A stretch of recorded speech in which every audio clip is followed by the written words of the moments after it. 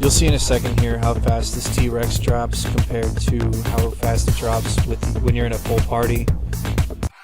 I'm gonna love you.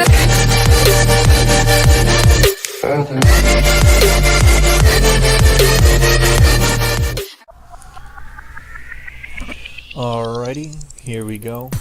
Today we're going to be doing Merchant Prince Folly. And Merchant Prince Folly is a skirmish. We're just going to be doing it duo. As you'll see, it is a little bit easier depending on your item level. We are 17k players.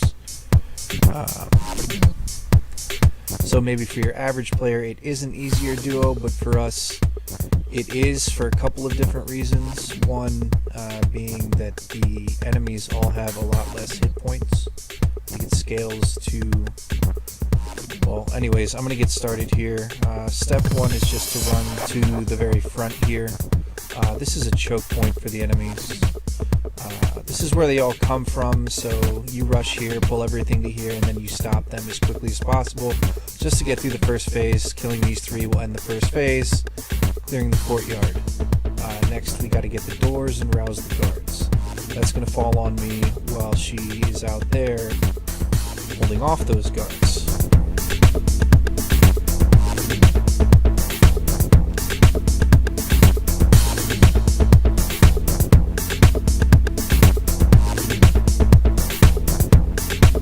Okay, so the point here is to play the objectives.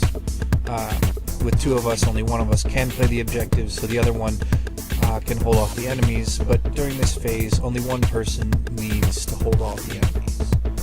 If you are not helping to play the objectives, while that one or maybe two people at most hold off the enemies, then you're not helping. Because the point of this is not to do the most DPS possible. The point of this is to get a gold rating to achieve the most amount of reward. The most totems, the most riches, and the best loot possible. What you'll see a lot of people do is they will run out here. They're going to run out and try to get the most amount of damage possible because they want to see their name on the Pain Giver chart. And that's great. But it's not helpful. Unfortunately, too many people play that way. They just want to see their name at the top of the chart. They don't care if they help the team necessarily. So they don't play the objectives. They just run around trying to get the most kills possible. That's an unfortunate way to play, and if the only way that you can gain satisfaction out of this game is by comparing your score at the end of the dungeon to everybody else's, then in my opinion that's a really sad way to play the game. Find more enjoyment of completing content efficiently. I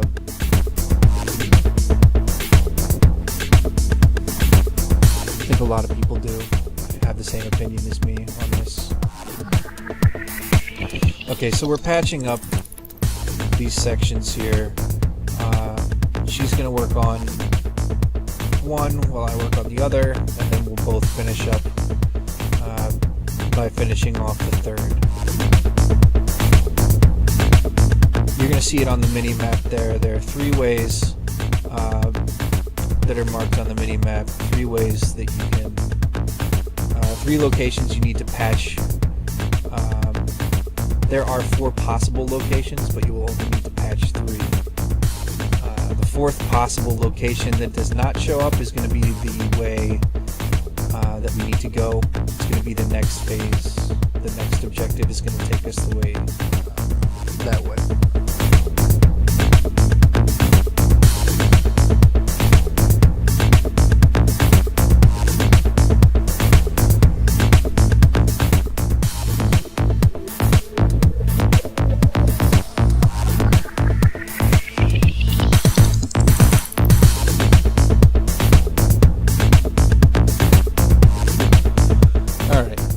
She talked to the engineer. That means we need to clear the way.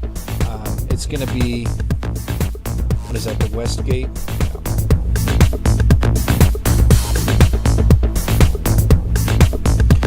You'll see in a second here how fast this T-Rex drops compared to how fast it drops when you're in a full party. A lot of people will take this thing, drag it to the other side of the map when they're in a full party because their team just doesn't have the DPS. I'm here to say that you don't have to do that. In fact, I don't think that's the way that you should be playing this.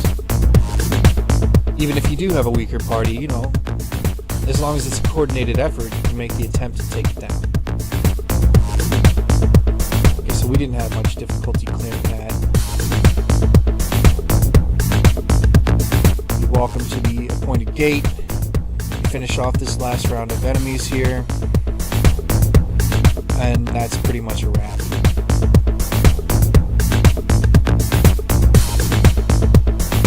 And you'll see on the scoreboard that it's about a total of 27 million damage for this whole dungeon. When you do it duo, I think it's a little bit higher than that when you're with a full team. But you know, why do it with a full team when you can do it with just two people? It's easier to coordinate. You don't have to worry about people screwing you over by not playing objectives or just running around being DPS horse. That's pretty much the moral of this story.